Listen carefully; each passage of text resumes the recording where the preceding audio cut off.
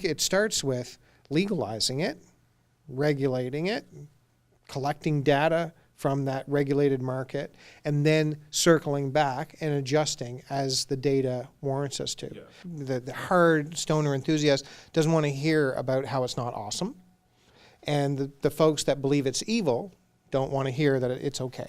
We put on the World Cannabis Congress. People who were there are only the movers and shakers in the industry, probably around $400 million in deals that happened at the conference. You're looking at 15 different pillars of corporate social responsibility that would include things like environmental stewardship, traceability, accountability, and protecting the consumer.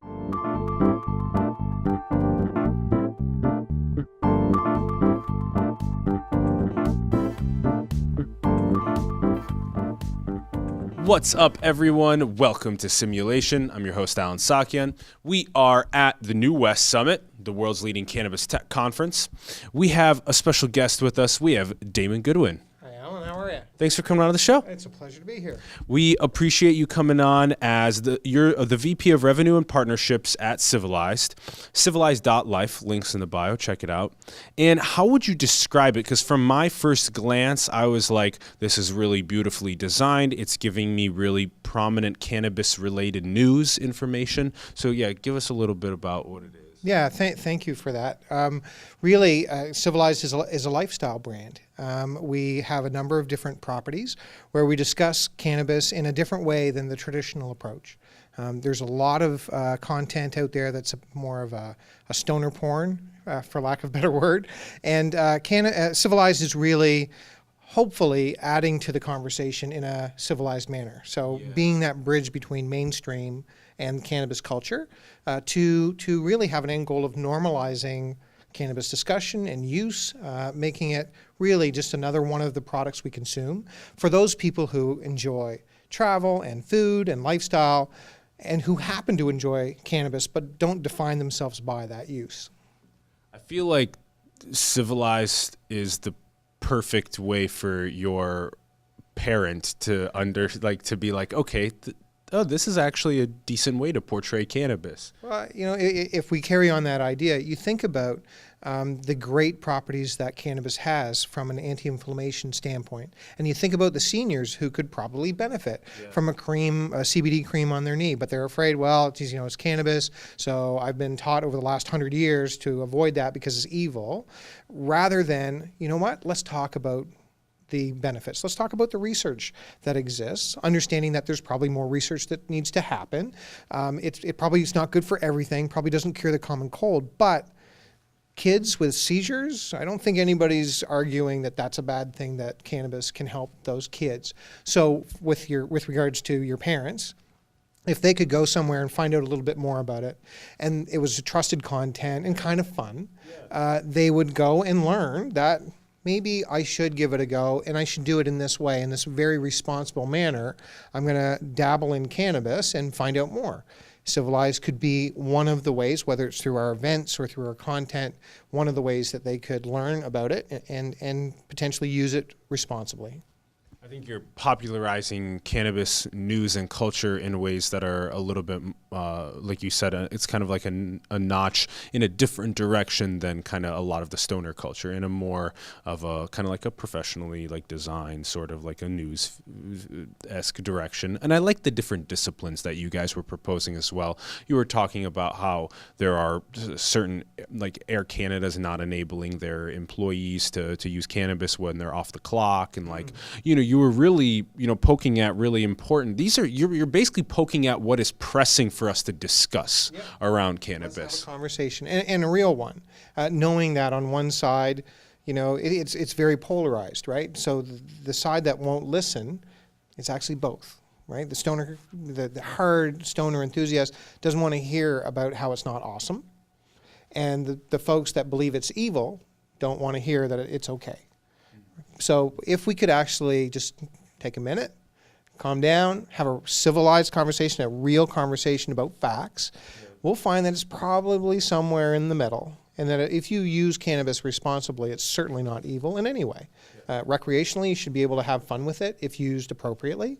And medicinally, there's probably value into cannabis in a number of conditions that we don't even know enough about yet because you can't do the research because it's evil. So as time marches on and places like Canada have opened it up, October 17th is a big day, where we have federal legalization as well as provincial legalization. So we have medicinal, we have recreational up in Canada.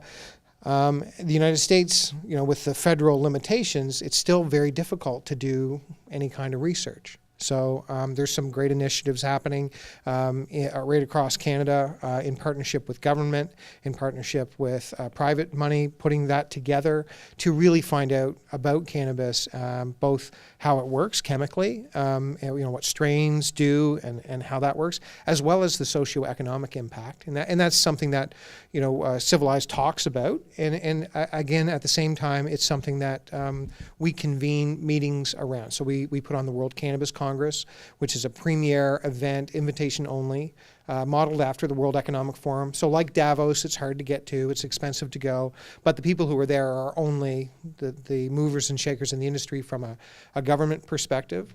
We had 14 countries there last year, and again, politicians, the Deputy Prime Minister was there, which would be the same thing as having the Vice President of the United States there to attend a cannabis congress. So you think... From which country?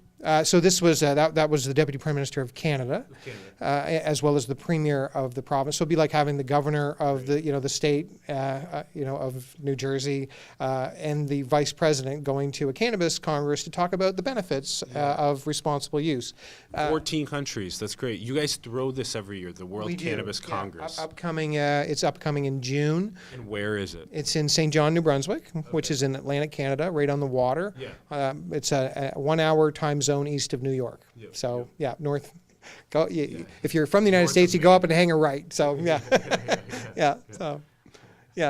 So if people would like to go, they can apply to receive an application at the World Cannabis Congress website, and at the same time, it's a curated conversation where most of the panelists are keynotes at other types of Congress, and it's not your typical folks. It's the highest echelon, and all of the major businesses are there in the cannabis space globally. So, Damon, my next question to you then would be, what is discussed amongst the people there? Like, what are the most pressing subjects that people are talking about? Yeah, so I mean, they are broken down into three streams. So there's policy, and obviously the government folks are very interested in finding out more about that. There's business, and not just how to grow your business or acquisition.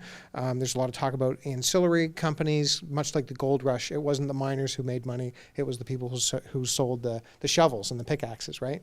And then innovation, and talking about new delivery systems, the technology, the data around data collection. So all of the new innovations that are happening in the space. And you get a lot of interesting conversations in all of those. But policy, probably the best example of that, and what many companies are grappling with is medicinal use at the workplace. And so if you look at the challenges around that, if I have a prescription for medicinal use cannabis and I'm going to work, can I get in trouble for that? As a company, and someone drives over somebody with a forklift and they were on 100 milligrams of THC, what does that mean? And so I think we had folks from leading human resource professionals from around the world come and participate in that conversation, and it got very interesting, and mostly around the fit to work definition, whereas which essentially stipulates as long as you're not doing anything poorly on the job, then you're fit for work. And if you happen to have a pint of beer, as in the UK, which allows employees to go have a beer at lunch, as long as you're fit for work in the afternoon, then you're fine. I think a lot of groups will head towards that, but in an incredibly litigious society like the United States, that's going to be a little more complicated. And so there's a whole bunch of things that need to be figured out, and who do you figure out it out with. So we convene a meeting of all of the leaders, thought leaders in the various areas of policy, business, and innovation with great government support. So federal government kicks in money, the provincial government kicks in money, and then industry kicks in large amounts of money so that we can put on, a world-class event, networking amongst the upper echelon, as well as not so much informing what's happening, but shaping it. Yeah. Totally. So that's great. That's a great example on policy. And again, we're talking about, shaping what the future is going to be like. That's really important with other important thought leaders. I also think, disseminating examples like what you just taught us here, if we can continue doing that for the public, they can become more informed and more involved in shaping some of the decisions. For example, we're not really thinking about, like you just gave us, the policy at the workplace. Maybe you teach us about, you were saying also business and data were the other ones. Give us a little bit of how you're shaping business and data. Yeah, so when it comes to business, we find out about what the movers and shakers, like what exactly is driving them, what's keeping them up at night, and then also allowing them the opportunity to make deals and acquisitions and that type of thing. So business gets very interesting. We tracked a number of deals, probably around $400 million in deals that happened at the conference. So we arranged at the request of a sponsor to be connected with certain individuals that they did not have relationships with. We put them on a boat, a cruise, through the beautiful Kennebecasis River, and by the time they got off that boat, a deal was struck, and it was a substantial deal. So we help business do business.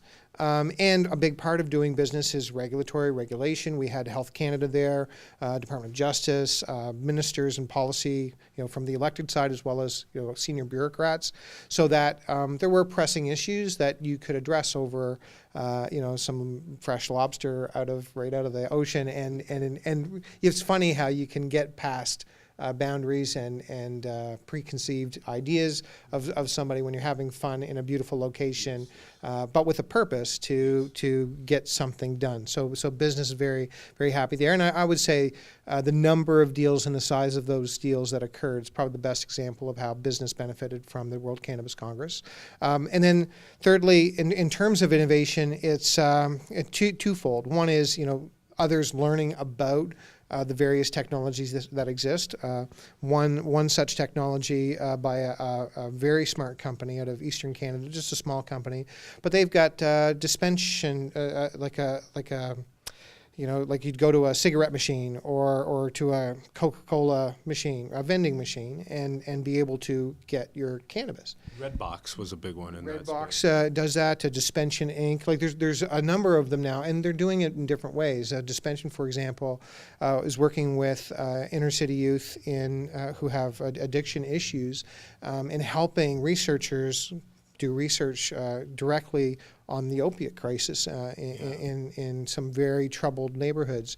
And so using the vending machine with a bio sign in, sign off, so you could really control who was getting it, how they were getting it, and also be able to track that. And so if you're dispensing methadone to help someone get off of OxyContin, you'd have that opportunity as a researcher to ensure that they're doing what they're supposed to be doing, and ensuring that compliance, which is so important when you're doing a research project, right?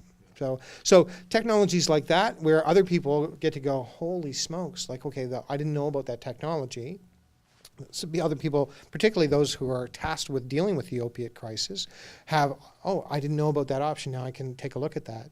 At this year's Congress, we've got a Research Day, where we're bringing researchers from around the world to specifically shape the future of research on the first day of the Congress, and then the next 2 days of the Congress will happen as it has previously. So we're going to add, in addition to policy, business, and innovation, now research will take a foremost place, and it'll be not just medicinal, scientific, chemical research, but also that socioeconomic piece, understanding the policy implications of legalization and cannabis use in various segments of the population. So, yeah. I love the research data that comes before, and I love the examples that you were giving there. I think they're, again, just really relatable. The future is kind of that on-demand sort of delivery of everything that we'd like, and about how do you ensure someone that's tapering away from a addictive like pharmaceutical that's transitioning over to a cannabis is Hopefully actually less taking addictive. it, hopefully less addictive, exactly, and hopefully. We know so little about the actual personalized effects of different strains and different Very much drugs so. on ourselves. So there's so many biomarkers to analyze and understand. You also mentioned data. What is going on with data in the industry? So, a lot is happening in data, and no matter how much that is happening, it's probably still not quite enough. I mean, you look at what folks like Cannalysis or New Frontier Data are doing in terms of data collection, consumer data collection, understanding trends. We do research with a company called PSB Research out of Washington, D.C. We do an annual poll. I think it's going into its 4th year, where we try to understand the thoughts and feelings around cannabis. Really, it's weird when you're inside the industry. You think that everybody loves cannabis, but while there's a legal license to sell cannabis more and more, that social license does not yet exist. In fact, the vast majority of folks are okay with legalization because it's going to get money out of organized crime, and it'll keep kids maybe hopefully further away from getting access to cannabis. That's the hope. It's not because they essentially think that cannabis is great. They're acquiescing. They're saying that, you know what, the current war on drugs is probably not working. We need a new strategy, and that strategy will be legalization, regulation, taxation, and flowing it through. But it's not that they love cannabis. If we could make a baby step to say cannabis is good, used appropriately, cannabis is good. If we can get there, I think that hasn't happened yet. That's a good baby step. I agree. And I think it's very easy to get the enthusiasts in the industry to absolutely agree to that. But the naysayers, how do you get them on board? And yet, at the same time, you look at companies like Acreage, and they brought on John Boehner, very interesting, who was someone who was in a position to look at the social justice or injustice of cannabis, and did not choose to do anything at that time in a positive direction, who is now profiting from cannabis, and I think there's a little bit of a, we have to ask ourselves questions as to why that is, and at the same time say that it's okay to change your mind, because we need society to change its mind as it relates to cannabis, and not to say that it is the best thing ever and cures the common cold, but if used appropriately, probably okay and maybe good. And I think if we got there, I think that'd be awesome. Yeah. I like how you're taking it from a perspective of this sort of communal sense making, that if we can take that first step, what is 101? Well, 101 is cannabis has good properties if used appropriately, so let's agree on that, and then find out what those good proprities are as we do that for the right patient, for the right time, all that kind of stuff. Right on. So that's how, I like that as kind of a moving the ball forward. Okay, so we are at New West Summit. We are at here with just leaders and innovators in the industry. There's so many different ways that disciplines that are getting involved in the space. There's blockchain, AI, AR, VR, there's just endless amounts of technologies that are getting involved in the space. So what do you find most interesting out of all of the technologies that are getting involved in the space? For me, I have 25 plus years coming from pharma, being involved with some pretty snazzy research over time. I think technologies that help us change the conversation from one of anecdotes and feelings to one that is based on evidence and facts, I think that change will actually dramatically change the conversation. I think it'll overnight reduce stigma. I think when people see, I look back at Sanjay Gupta's CNN documentary series. He did like a 2-part series on cannabis. It was the first time that mainstream really saw the benefits for people with seizures and kids with seizures. And you can draw a line from that documentary directly to Epidiolex getting covered as an FDA-approved medication for children, right? So I think evidence. So when you talk about technology, for me, it's about the delivery systems. So how can we, I'd be willing to say that from a societal standpoint, smoking in any kind is probably frowned upon. I think that's probably fairly safe to say. If you're a physician, you're quite likely or unlikely to say, you know what, smoke as a delivery system. Vape, edible, oil, maybe okay. Pill form with a very specific tight dose, probably okay medicinally. So the delivery methods are very interesting. We know that the lungs are probably the best way to bring it in, or one of the best ways to bring it in. And then you look at all of the different devices from Respimat to the puffers and all of the different ways of getting asthma medication and COPD medication into your body. Could you use that for cannabis? Well, there's lots of companies working on different delivery system technology. So that's kind of interesting. When you talk about data collection, how it's collected, all that kind of stuff, where you've had in the United States, you still have federal illegality as it relates to cannabis. Collecting data is complicated and difficult. People also don't want to give information around it, and particularly their use. And so there's a lot we don't know, right? In Canada, hopefully things are changing a little bit. People will be more open about their cannabis use. We feel in Civilized, and we actually hope to be a place where people can come who are in the closet, who are the cannabis closet, and they can come and find out more and see that it's okay. It's okay if you're using it. We look at our demographics for our 3 million unique visitors monthly to our Civilized.Life property, and you can see that it's affluent people. It's 50-50 split, men and women. They're married. They exercise a lot. They're generally speaking healthy members of society who are very productive and the kind of people that we aspire to be, and they're cannabis users. And so I think that those technologies, again, that help people understand it, that help cannabis be more effective medicinally, recreationally, that encourage appropriate use, those kinds of technologies will be the winners. I like that vision. You know, that vision seems like where we want to go. Healthy, productive people that are also choosing to, do what they want, a little bit of cannabis, a little bit, do whatever you'd like as well. And in ways that are, benevolent for themselves, benevolent for society. Yeah.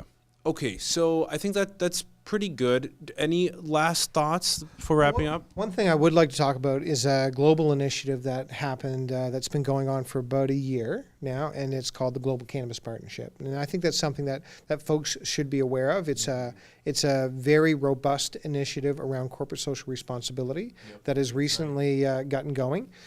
26 companies are members of the Global Cannabis Partnership, and it seeks to, in the same way that lottery did and probably the best, it has government, private companies, and supporting companies that like accounting firms and lawyers that all coming together to create a framework around corporate social responsibility, certain standards, and then whether it's aspirational or because you are doing it really great, you become a member of that organization and be judged and measured by the various standards that are set. So currently I think they're looking at 15 different pillars of corporate social responsibility that would include things like environmental stewardship, traceability, accountability, and protecting the consumer. It's kind of neat. It's one at Rick Peterson, who's one of the consultants, kind of a legend in the corporate social responsibility space, who has been helping to create this group.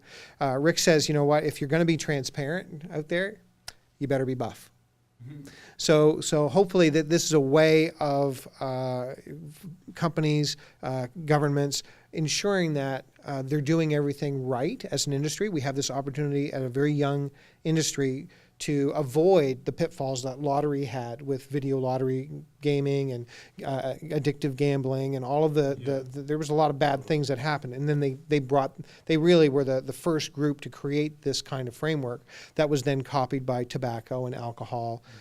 Members of the Global Cannabis Partnership include EY, PwC, who will be holding these companies accountable and ensuring that they're doing what they say they're doing. We have a law firm, McCarthy Tetro, that's from a regulatory standpoint, ensuring everything is top drawer. And then Constellation Brands, Canopy Growth, Aurora, Afria, all of the big licensed producers, vertically integrated companies are members of this organization. And I think going forward, again, to ensure we do get that social license and to ensure we as an industry behave, having that kind of a partnership, which includes government, so it's kind of shortcuts. It's not a lobby group and it's not an advocacy group. Rather, it's more of all of us banding together to say, let's behave appropriately. And if we do so, we will accelerate the finding out what's appropriate and behaving in an appropriate manner and reducing stigma and normalizing cannabis use. The Global Cannabis Partnership, is that having not only the congregation of the different leadership in governments and corporations, but then also what is the action? What are like the action items? Would they give 5 or 10% of the profit for doing something in low SES areas, or explain? Yeah, it'll include initiatives like that the group wants to do kind of as a group. I think probably the best example comes from the lottery, so the World Lottery Association Corporate Social Responsibility Framework that the GCP is modeled after. They notice that problem gambling starts when you're young, and that if you were gambling as a kid, you're way more likely to be a problem gambler later on. So they did some research to discover that. Then when they found that out, they said, okay, what do we do to fix that as an industry? And they started education programs like, don't put a scratch and win ticket in your kid's stocking at Christmas time.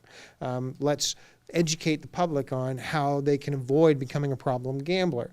That's the kind of action that would need to happen. So again, with cannabis, as it relates to taking stock, understanding, Don't put an eighth in the cannabis for the That's right. Yeah, definitely. Well, it's a good point. At what age should you start, right? So, and for what condition, and recreationally, how soon?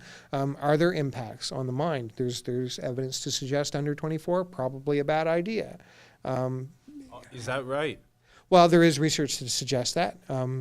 Again, it's about the quality of research and understanding, how what we should be recommending. And then once you have that information, as an industry, we say, this research revealed this truth, and if we can't dispute the truth, then whatever that revealed, then we have to row in that direction to make sure that we're,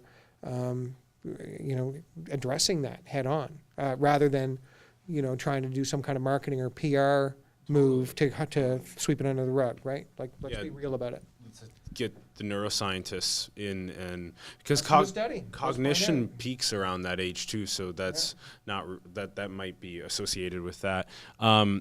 Okay, I guess then just to play on that, just for another quick moment on the way out, because I want to know then, how do you feel about youth and young adults getting involved in cannabis? How do we appropriately open up the possibility for them to use cannabis for creative purposes or for whatever they want, without with decreasing the likelihood to as close to zero as possible for them to get addicted or Yeah, so again, I think there's a lack of research. I think so it sort of starts with more research needed on that, and really socioeconomic research or even post hoc research, survey research about people who have used it and how that's affected them. I mean, we, generally speaking, inside the industry, see cannabis as a non-addictive property, right?